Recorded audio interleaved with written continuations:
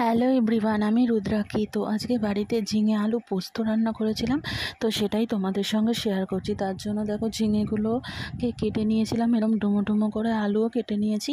আর এদিকে কাঁচা লঙ্কা, পোস্ত, আদা, কিশমিশ আর কাজু এটাকে মিক্সিতে পেস্ট করে নিয়েছি। আর পেস্টটা ঠিক এইরকম হয়েছে। তারপর আমি কড়াইতে অল্প তেল দিয়েছি।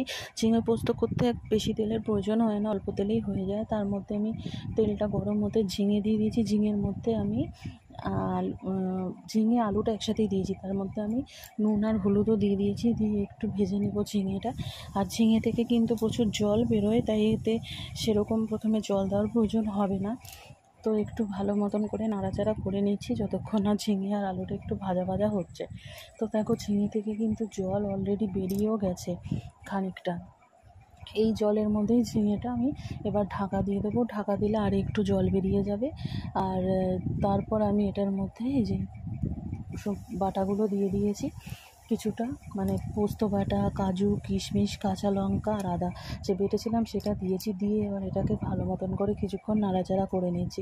কিছুক্ষণ নাড়াচাড়া করে নেওয়ার পর এটা মশলা ধোয়া জলটা আমি দিয়ে দিলাম। এবার এই জলটার মধ্যে আলু আর ঝিঙেটা সেদ্ধ হয়ে যাবে। তো এবার এটা একটু নাড়াচাড়া করে ঢাকনা দিয়ে দিয়েছিলাম। তারপরে ঢাকনাটা তুলে দেখলাম জল খানিকটা শুকিয়ে গেছে, কিন্তু এটা একদমই শুকনো শুকনো হয়। আর আলুটা তখনও সেদ্ধ হয়নি, মানে আরও শুকাতে হবে। তারপর আমি আবার খানিকক্ষণ ঢাকা দিয়ে রেখেছিলাম।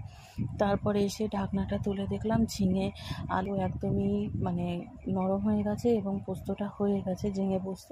এবার একটু নাড়াচাড়া করে নামিয়ে নিলে কিন্তু আমার ঝিঙে পোস্ত একদমই হয়ে যাবে। আর ঝিঙে পোস্ততে আমি কালো জিরে ফোড়ন দিইনি, আমি এমনি, এটা আমার মা এভাবেই করতো। তো আমার ঝিঙে পোস্ত রান্নাটা হয়ে গেছে, ভাত দিয়ে খেতে দারুণ লাগে। তোমাদের ভালো লাগলে তোমরা ভিডিওটি শেয়ার করে দিও। ধন্যবাদ।